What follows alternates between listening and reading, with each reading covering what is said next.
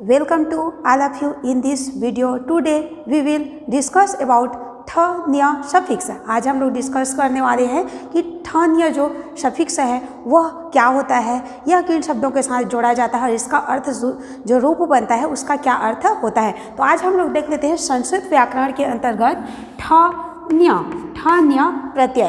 तो जो ठ न्य प्रत्यय है यह इस समय में होने वाला, मतलब कुछ कार्य है जो होने वाला के अर्थ में हम लोग करते हैं, मतलब होने वाला के अर्थ में हम लोग इसका प्रयोग करते हैं। ठ न्य प्रत्यय का प्रयोग हम लोग होने वाला के अर्थ में प्रयोग करते हैं। जैसे इस समय में होने वाला, उस समय में होने वाला, 15 दिनों में होने वाला, अर्थात होने वाले के समय में हम लोग ठ न्य प्रत्यय का प्रयोग करते हैं। जब भी हम लोग ठ न्य प्रत्यय किसी शब्द के साथ जोड़ते हैं तो ठ न्य के जगह पर हम लोग इक प्रत्यय का प्रयोग करते हैं। मतलब जब भी यह बोल सकते हैं कोई भी शब्द के साथ जुड़ता है तो यह इक ही जुड़ता है। मतलब लिखते हैं कि ठ न्य जोड़ रहे हैं, लेकिन जब भी हम लोग शब्द के पीछे ठ न्य प्रत्यय प्रयोग करते हैं तो इक को ही जोड़ते हैं। जैसे हम लोग जोड़ करके देखते हैं, जैसे ठ न्य प्रत्यय का प्रयोग जैसे हम लोग जोड़ देते हैं, जैसे पक्ष है, पक्ष मतलब होता है 15 दिन, पक्ष मतलब होता है 15 दिन, 15 दिन पे हम लोग ठ न्य प्रत्यय का प्रयोग करेंगे। तो इस प्रकार से हम लोग ठ न्य प्रत्यय का प्रयोग करते हैं तो हम लोग ठ न्य के जगह पर ऐड करते हैं इक। तो यह हम लोगों का होना चाहिए पक्षिक, पक्षिक, यह हम लोगों का होना चाहिए पक्षिक। लेकिन जब भी हम लोग ठ न्य का प्रत्यय का प्रयोग करते हैं तो ठ न्य के जगह पर तो हम लोग इक प्रत्यय ऐड करते हैं, ठ न्य के जगह पर इक प्रत्यय ऐड करते हैं।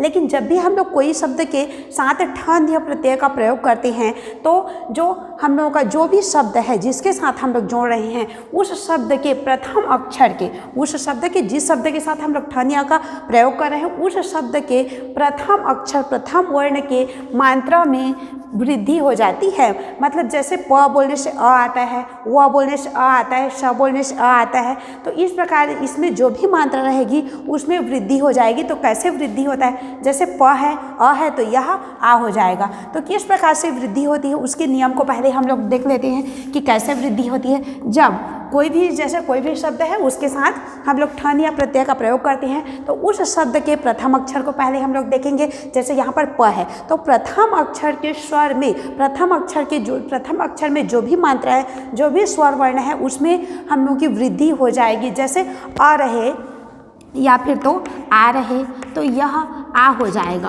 अर्थात इसमें वृद्धि होगी। जैसे अ है तो आ होगा, आ है तो आ होगा तो ठीक है, लेकिन आ है तो वो भी आ हो जाएगा। जैसे हम लोगों के पास आगे देख लेते हैं, ई रहे या बड़ा ई रहे या ए रहे या ए रहे तो यह ए हो जाता है। जैसे ई रहे, बड़ा ई रहे, ए रहे या ए रहे तो यह ए हो जाता है। इसे हम लोग ई की मात्रा, बड़ा ई की मात्रा के रूप में लिख सकते हैं, या फिर तो हम लोग इसको ए या ए के रूप में लिख सकते हैं। तो इस प्रकार से यह हो जाता है हम लोगों का ए। तो यह हम लोगों का हो जाता है ए, जिसे हम लोग डबल मात्रा के रूप में लिखते हैं। तो इस प्रकार से ई रहे, बड़ा ई रहे, ए रहे या ए रहे तो ए हो जाता है। अब यहाँ पर देख लेते हैं, जैसे ऊ रहे या बड़ा ऊ रहे या ओ रहे या फिर तो औ रहे तो यह औ हो जाता है, यह हम लोग का हो जाएगा आओ। तो इस प्रकार से हम लोग इसका आओ के लिखने के लिए ऐसे भी प्रयोग कर सकते हैं। तो यह आओ की मात्रा के रूप में बदल जाता है। अर्थात बोलने का अर्थ है कि कोई भी शब्द के साथ अगर हम लोग ठ न्य प्रत्यय प्रयोग करते हैं तो उस शब्द के प्रथम अक्षर के, उस शब्द के प्रथम अक्षर के मात्रा में वृद्धि हो जाएगी, अर्थात जो भी स्वर इसमें है उसमें वृद्धि हो जाएगी। जैसे प है तो पा हो जाएगा, जैसे अ है तो आ हो जाएगा। यहाँ पर ई है तो ई है तो ई है हम लोगों का तो यह ए हो जाएगा। जैसे दिन है तो दैन हो जाएगा, तो दिन पर हम लोग इक प्रत्यय या ठ न्य प्रत्यय ऐड करेंगे तो दैनिक हो जाएगा। जैसे अब हम लोग जोड़ करके देखते हैं इसको, जैसे पक्ष पे ठ न्य प्रत्यय ऐड करेंगे तो यह पाक्षिक हो जाएगा। थोड़ा यहाँ पर और समझने की बात है, जिस प्रकार से ठ न्य प्रत्यय रहता है उसी प्रकार से हम लोग ठक प्रत्यय भी पढ़े हैं। ठक प्रत्यय भी उसी प्रकार से होता है। ठक प्रत्यय में भी हम लोग इक प्रत्यय का प्रयोग करते हैं। ठक में भी हम लोग इक जोड़ेंगे, ठ न्य पर भी हम लोग इक जोड़ेंगे, लेकिन दोनों में अंतर, ठ क और ठ न्य में दोनों में इतना अंतर है कि जो ठ न्य प्रत्यय है वह किसी समय अर्थात काल को सूचित करने वाले शब्दों के साथ ठ न्य प्रत्यय का प्रयोग करते हैं। काल या समय को सूचित करने वाले, जैसे पक्ष है तो 15 दिन, वर्ष है तो 1 वर्ष या 1 साल, सप्ताह है तो 7 दिन, दिन है तो यह भी समय को सूचित कर रहा है। मतलब ठनिया प्रत्यय को हम लोग ठनिया प्रत्यय को हम लोग जो भी काल सूचक, काल अर्थात समय सूचक, जो शब्द समय को सूचित करे या काल अर्थात समय को ही सूचित करे, उसके साथ हम लोग ठनिया प्रत्यय का प्रयोग करेंगे। और जो सिंपल शब्द हैं जैसे समाज है, नीति है, तो इनके साथ हम लोग ठक प्रत्यय का प्रयोग करेंगे। तो हम लोगों ने सीखा कि ठनिया प्रत्यय का प्रयोग हम लोग काल या समय बताने वाले शब्दों के साथ प्रयोग करते हैं। इसका अर्थ होने वाला शब्द में, इस समय में होने वाला अर्थ में इसका प्रयोग किया जाता है। ठनिया प्रत्यय का प्रयोग इस समय में होने वाला के अर्थ में प्रयोग किया जाता है। जैसे पक्ष पे हम लोग ठनिया प्रत्यय ऐड किए हैं, तो ठनिया प्रत्यय की जगह पर हम लोग इक को ही जोड़ते हैं। लिखेंगे कि ठनिया प्रत्यय ऐड कर रहे हैं, लेकिन जोड़ते समय इक का प्रयोग करेंगे। जैसे पक्ष है, पक्ष मतलब होता है 15 दिन, 15 दिनों में हम लोग ठनिया प्रत्यय का प्रयोग करेंगे, तो यह हम लोग का पाक्षिक हो जाएगा। क्योंकि इसमें हम लोग इक प्रत्यय, जैसे पक्ष का हो गया पक्ष, और ठक में हम लोग, ठनिया में हम लोग इक का प्रयोग करते हैं। तो हम देख लेते हैं कि यह पक्ष है तो पक्षिक होना चाहिए, लेकिन इसमें जो प्रथम वर्ण रहता है, प्रथम अक्षर रहता है, उसके स्वर में वृद्धि हो जाती है। तो इस प्रकार से हम लोगों का यह हो जाएगा पाक्षिक। पक्ष प्लस ठनिया इक्वल पाक्षिक। अगर हम पाक्षिक बोलने का अर्थ है कि 15 दिन में होने वाला, मतलब होने वाला के अर्थ में इसका प्रयोग किया जाता है। जैसे इसी प्रकार से देख लेते हैं वर्ष प्लस ठनिया इक्वल वार्षिक, तो वर्ष में होने वाला। इस प्रकार से आगे हम लोग देख लेते हैं, जैसे जोड़ करके आगे देखते हैं कुछ शब्दों के साथ। जैसे मास है, मास मतलब होता है माह, मतलब माह, एक माह बोल सकते हैं, 2 माह, जितना भी बोलना चाहें। तो मास मतलब होता है माह। माह पर हम लोग ठनिया प्रत्यय का प्रयोग करेंगे, तो यह हम लोग का हो जाएगा मासिक। चूँकि इसमें आ है, प्रथम वर्ण को पहले देखेंगे, प्रथम अक्षर को आ है, तो आ का आ ही रहता है, तो यह और ठनिया के जगह पर हम लोग प्रयोग करते हैं इक। तो इस प्रकार से हम लोग का मास पर ऐड करेंगे, मास पर ठनिया प्रत्यय ऐड करेंगे, तो यह हम लोग का हो जाएगा मासिक। मतलब माह में होने वाला, माह इसका अर्थ है मासिक। माह है तो यह तो माह को बता रहा है, और जैसे मासिक, जैसे माह है तो यह तो माह को बता रहे हैं 30 दिन, या फिर तो 31 दिन होता है, या फिर 28 दिन होता है बोल करके। लेकिन मासिक बोलने का अर्थ है कि माह में होने वाला, अर्थात होने वाला के अर्थ में हम लोग इसका प्रयोग करते हैं। अब देखिए, यह तो एक शब्द बन गया, यह मूल शब्द बन गया मासिक। अगर इसको हम लोग पुल्लिंग रूप बनाना चाहें, तो यह हम लोगों का हो जाएगा मासिक। पुल्लिंग रूप में बनाएंगे तो यह हम लोगों का हो जाएगा मासिक। स्त्रीलिंग रूप बनाएंगे तो हम लोगों का हो जाएगा मासिकी, और नपुंसक लिंग इसका प्रयोग करेंगे तो मासिकम हो जाता है। तो इस प्रकार से हम इनका प्रयोग करते हैं। जैसे देखिए, मास पर ठनिया प्रत्यय प्रयोग किए हैं तो मासिक हो गया है, माह में होने वाला। और मासिक पुल्लिंग रूप इसका बनाएंगे तो मासिक, स्त्रीलिंग रूप बनाएंगे तो मासिकी, और नपुंसक लिंग रूप बनाएंगे तो मासिकम। तो इस प्रकार से समय या काल को सूचित करने वाले शब्दों के साथ हम लोग ठनिया प्रत्यय का प्रयोग करते हैं। समय को सूचित करने वाले शब्दों के साथ ही ठनिया प्रत्यय का प्रयोग होता है, और बाकी जो सिंपल शब्द हैं उनके साथ हम लोग ठक प्रत्यय का प्रयोग करते हैं। और ठनिया प्रत्यय में भी हम लोग इक जोड़ते हैं, और ठक प्रत्यय में, ठनिया प्रत्यय में इक जोड़ते हैं, और ठक प्रत्यय जो है उसमें भी हम लोग इक प्रत्यय जोड़ते हैं। दोनों में इक प्रत्यय ही जोड़ा जाता है। लेकिन ठनिया प्रत्यय का प्रयोग हम लोग समय सूचित, जो शब्द समय को सूचित करता है या काल को सूचित करता है, उसके साथ ठनिया प्रत्यय का प्रयोग करते हैं, और बाकी जो जितने भी शब्द बचे हैं उनके साथ हम ठक प्रत्यय का प्रयोग करते हैं। जो कि ठनिया प्रत्यय जो है, प्रत्यय लगने के बाद जो भी समय है वह इस समय में होने वाला को सूचित करता है, अर्थात जिस समय में होने वाला है उसी को सूचित करता है। अब हम लोग देख लेते हैं, जैसे वर्ष पे हम लोग ठनिया प्रत्यय प्रयोग किए हैं तो वार्षिक हो गया है। अगर पुल्लिंग रूप इनका बनाना चाहे तो हम लोगों का शब्द रूप बन गया। अब इसका पुल्लिंग रूप बनाना चाहें तो यह पाक्षिक, वार्षिक। अगर स्त्रीलिंग रूप बनाना चाहेंगे तो पाक्षिकी, और नपुंसक लिंग रूप बनाना चाहेंगे तो पाक्षिकम हो जाएगा। तो इस प्रकार से हम लोग इसका बोल सकते हैं, रूप बनाते हैं। जैसे अगर देख लेते हैं, वर्ष पर हम लोग ठनिया, वर्ष है, वर्ष पर हम लोग ठनिया प्रत्यय ऐड करते हैं, तो यह देखिए वर्ष का व अ है तो यह व आ हो गया। उस नियम के तहत वार्षिक, और ठनिया पे इक प्रत्यय ऐड करते हैं तो वार्षिक हो गया। अगर हम लोग इसका पुल्लिंग रूप बनाना चाहेंगे तो वार्षिक, स्त्रीलिंग रूप बनाएंगे तो हम लोग का हो जाएगा वार्षिक की और नपुंसक लिंग रूप बनाएंगे तो वार्षिकम हो जाएगा। तो इस प्रकार से इसका स्त्रीलिंग, पुल्लिंग और नपुंसक लिंग रूप बनाया जाता है। चूँकि इनका वाक्यों में प्रयोग, जब भी ये शब्द हैं, कोई भी बोल सकते हैं समय को सूचित करने वाले शब्द हैं, उनके साथ ठन या प्रत्यय ऐड कर देते हैं हम लोग, तो यह विशेषण के रूप में, या बोल सकते हैं विशेषण शब्द बन जाता है, विशेषण के रूप में बन जाता है, अर्थात विशेषण शब्द बन जाता है। तो जब भी इनका वाक्यों में प्रयोग करेंगे, वाक्यों में, तो विशेषण शब्दों का प्रयोग विशेष्य की विशेषता बताने के लिए, कोई भी विशेष्य संज्ञा या कोई भी शब्द है उसकी विशेषता बताने के लिए विशेषण का प्रयोग हम लोग वाक्यों में करेंगे। तो चूंकि यह विशेष्य के रूप में बन जाता है, मतलब ये शब्द विशेषण रूप बन जाता है, तो जब भी कोई वाक्य में हम लोग विशेष्य की विशेषता बताने के लिए विशेषण का रूप प्रयोग करेंगे तो विशेष्य की विभक्ति, लिंग और वचन के अनुसार ही विशेषण अर्थात इन शब्दों का प्रयोग किया जाएगा। तो अब आगे देख लेते हैं कुछ और शब्दों में हम लोग इनको जोड़ करके कि कैसे इसका रूप बनता है। जैसे सप्ताह है, तो इसमें ठन या प्रयोग करेंगे तो हम लोगों का हो जाएगा साप्ताहिक। पुल्लिंग रूप ऐड करेंगे तो साप्ताहिक। स्त्रीलिंग रूप बनाएंगे तो साप्ताहिकी। नपुंसक लिंग प्रयोग करेंगे तो साप्ताहिकम हो जाएगा। ध्यान रहेगा यहाँ पर अ है बट यहाँ पर आ हो जा रहा है, यहाँ अ है वो आ हो गया है, जैसे प में अ है तो वो आ हो गया है। मतलब बोल सकते हैं कि प्रथम अक्षर में वृद्धि होती, प्रथम अक्षर के स्वर में या मात्रा में वृद्धि होती है। जैसे दिन है, दिन पे हम लोग ठन या प्रत्यय ऐड करते हैं तो ई है। जैसे देख लेते हैं दिन प्लस ठ न्य, दिन प्लस ठ न्य, इसमें प्रत्यय ऐड करेंगे तो ई है।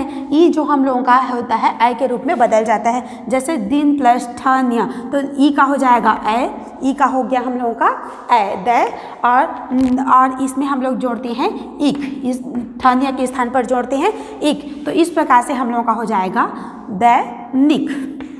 द का हो गया दै, ई है वो ऐ में बदल गया तो दै हो गया, और न के साथ ई ऐड किए हैं तो नी हो गया, और क का क। तो इस प्रकार से हम लोग का दिन प्लस ठ न्य इक्वल दैनिक।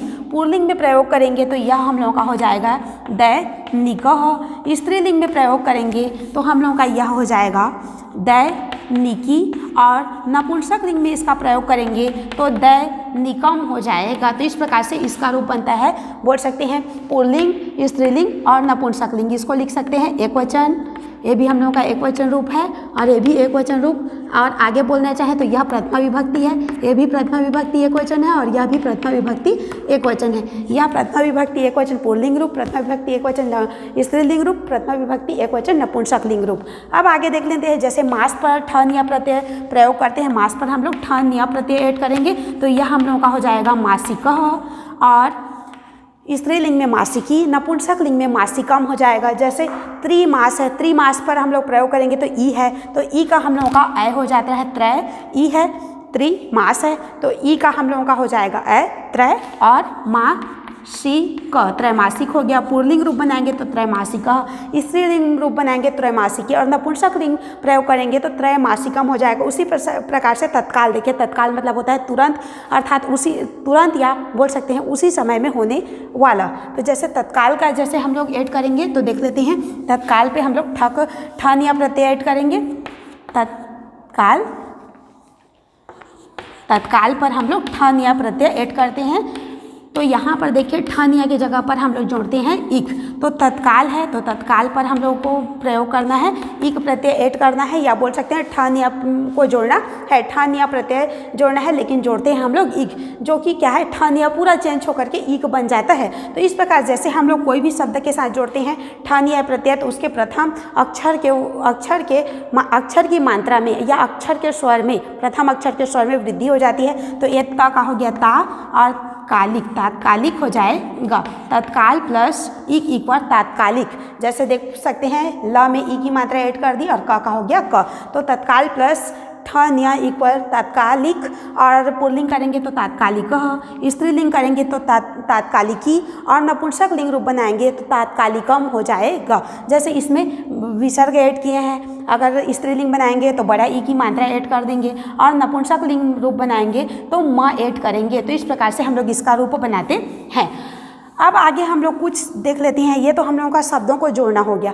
अब इसको हम लोग देख लेते हैं कि आखिर वाक्यों में इसका प्रयोग कैसे किया जाता है। वाक्यों में जब भी हम लोग इसका प्रयोग करेंगे तो विशेष, चूंकि यह विशेषण रूप के रूप में प्रयोग होता है, विशेषण के रूप में प्रयोग होता है, तो विशेष की विशेषता बताने के लिए, किसी भी चीज़ रहे, कोई भी संज्ञा रहे, उसकी विशेषता बताने के लिए इसका प्रयोग करेंगे तो बोल सकते हैं जो विशेष्य, ये हम लोगों का बन गया विशेषण रूप, यह हम लोगों का बन गया विशेषण रूप।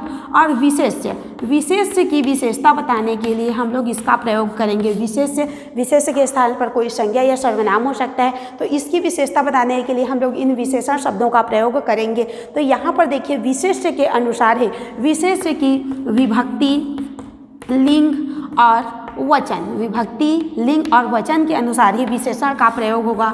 तो हम लोगों को अब चूँकि ये विशेषण रूप है तो हम लोगों का इसका रूप भी जानना पड़ेगा कि आखिर इसका रूप कैसे बनता है। जैसे हम लोगों के पास है एक शब्द बन गया है पाक्षिक, पाक्षिक, और स्त्रीलिंग इसका रूप बनाएंगे तो हो जाएगा पाक्षिकी, और नपुंसक लिंग प्रयोग करेंगे तो पाक्षिकम हो जाएगा। तो अब हम लोग देख लेते हैं कि आखिर इसका रूप, ये तो हम लोग का पुल्लिंग रूप हो गया, स्त्रीलिंग हो गया, या नपुंसक लिंग, एक वचन, प्रथमा विभक्ति हो गया। तो अब हम लोग इसको जैसे विशेष हम लोगों का द्वितीय विभक्ति से लेकर के सप्तमी विभक्ति तक हो सकता है, पुल्लिंग, स्त्रीलिंग, नपुंसक लिंग रूप हो सकता है, एक वचन, द्विवचन और बहुवचन भी हो सकता है। तो इस प्रकार से इनका भी रूप बना करके देखते हैं कि आखिर कैसे बनता है। तो जैसे पुल्लिंग में इसका रूप बालक की तरह चलता है, पुल्लिंग में इसका रूप जैसे बालक की, जैसे बालका, बालका, बालका, बालकम, बालका, बालकान, बालकेन, बालकाभ्याम, बालकैः, बालकाय, बालकाभ्याम, बालकेभ्यः, बालकात्, बालकाभ्याम, बालकेभ्यः, बालकस्य बालकयोः, बालकानां, बालके, बालकयोः, बालकेषु। जिस प्रकार से बालक का रूप चलता है, पुल्लिंग में बालक का रूप जिस प्रकार से चलता है, उसी प्रकार से ठ न्य प्रत्यय लगने के बाद जो पुल्लिंग शब्द निर्मित होते हैं, पुल्लिंग रूप निर्मित होते हैं, उनका भी बालक के समान ही रूप चलता है। और यहाँ पर देखिए स्त्रीलिंग में इसका रूप नदी की तरह चलता है। जैसे नदी है, नदी, नद्यौ, नद्यः, नद्यां, नद्यौ, नदी है। तो जिस प्रकार से नदी का रूप चलता है प्रथमा से लेकर के सप्तमी तक, उसी प्रकार से हम लोग का पाक्षिकी या ठ न्य लगने के बाद जो स्त्रीलिंग शब्द निर्मित होता है उनका रूप नदी की तरह चलेगा। जैसे पाक्षिकी है तो उसका नदी की तरह ही रूप चलेगा, जैसे नदी, नद्यौ, नद्यः, उसी प्रकार से पाक्षिकी, पाक्षिक्यौ, पाक्षिक्यः, इस प्रकार से इसका रूप चलेगा। जैसे और आगे देख लेते हैं नपुंसक लिंग में इसका रूप फल की तरह चलता है, जैसे फलम फले फलानी, फलम फले फलानी, फलेन फलाभ्याम फलई है। जिस प्रकार से बोलने का अर्थ है, जिस प्रकार से फल का रूप चलता है नपुंसक लिंग, फल का रूप, उसी प्रकार से पाक्षिकम अर्थात ठ न्य लगने के बाद जो शब्द निर्मित होता है नपुंसक लिंग में, इसका रूप भी फल की तरह ही चलेगा। जैसे पाक्षिकम है तो उसका रूप फल की तरह चलेगा, वार्षिकम का रूप भी फल की तरह चलेगा। मतलब बोला जा रहा है कि मूल शब्द यहाँ पर फल है, उसके स्थान पर हम लोगों को वार्षिक, जैसे फल है तो वहाँ पर वार्षिक कर देना है। फल का रूप जैसे चलेगा वार्षिक का भी रूप वैसे चलेगा, जैसे फलम फले फलाने, वार्षिकम वार्षिके, वार्षिकानी। तो इस प्रकार से इसका रूप चलेगा। अर्थात बोलने का अर्थ है कि विशेष्य के अनुसार ही विशेषण होगा, एक वचन तो एक वचन, द्विवचन तो द्विवचन, और बहुवचन तो बहुवचन। अब यहाँ पर हम लोगों को थोड़ा सा और समझने की जरूरत है कि ठक एक प्रत्यय है, जिसे हमने पिछले पढ़ा है कि ठक प्रत्यय और ठ न्य प्रत्यय में क्या अंतर है।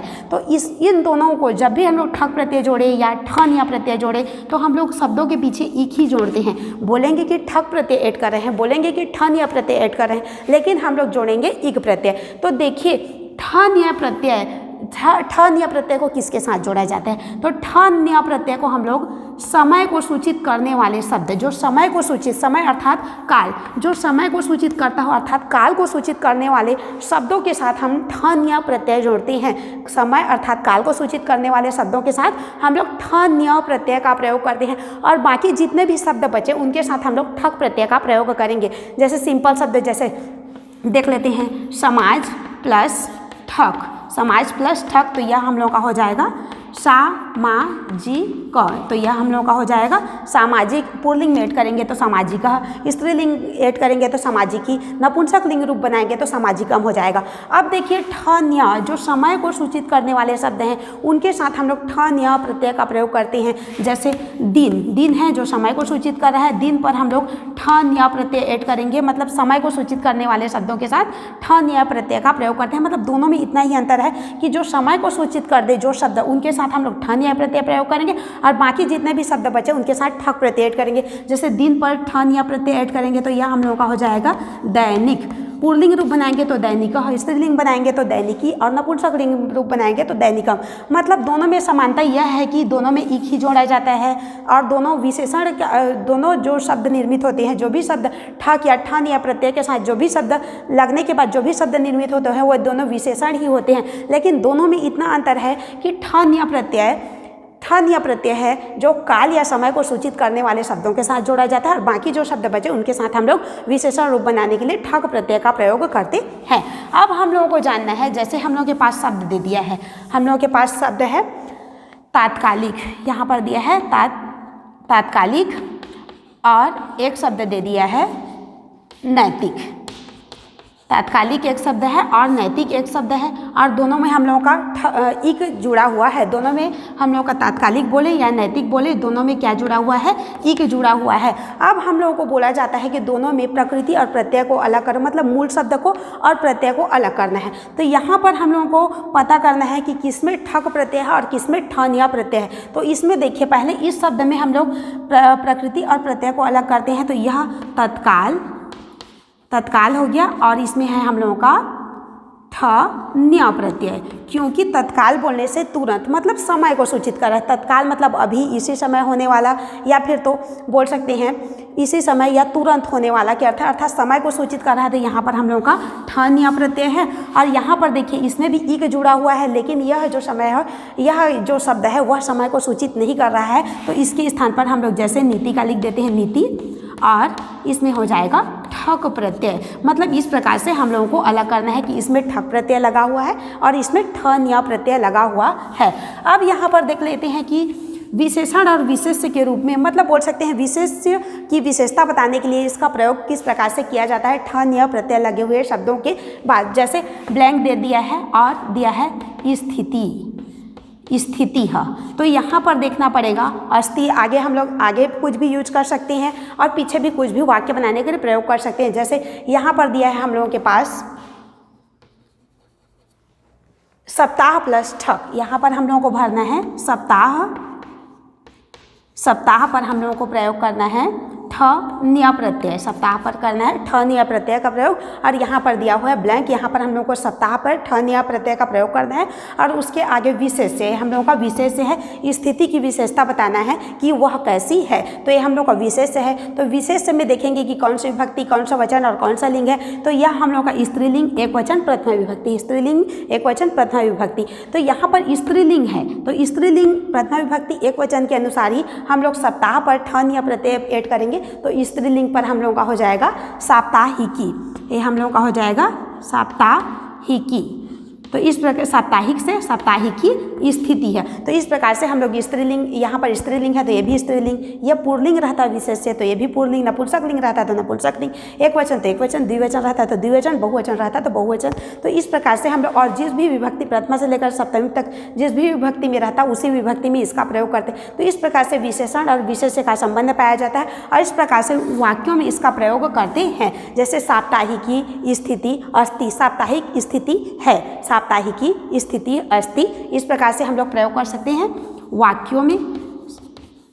साप्ताहिकी स्थिति अस्ति, साप्ताहिक स्थिति है। तो जैसे ये हम लोगों का हो गया स्त्रीलिंग, तो स्त्रीलिंग में प्रयोग किए। जैसे आगे बढ़ जाते हैं, बोल सकते हैं त्रय, या फिर बोल सकते हैं अवकाशः, अवकाशः ब्लैंक दे दिया है हम लोग पास, अवकाशः अध्य ब्लैंक अवकाशः अस्ति, ब्लैंक अवकाशः अस्ति। तो यहाँ पर अगर हम लोग के पास दे दिया है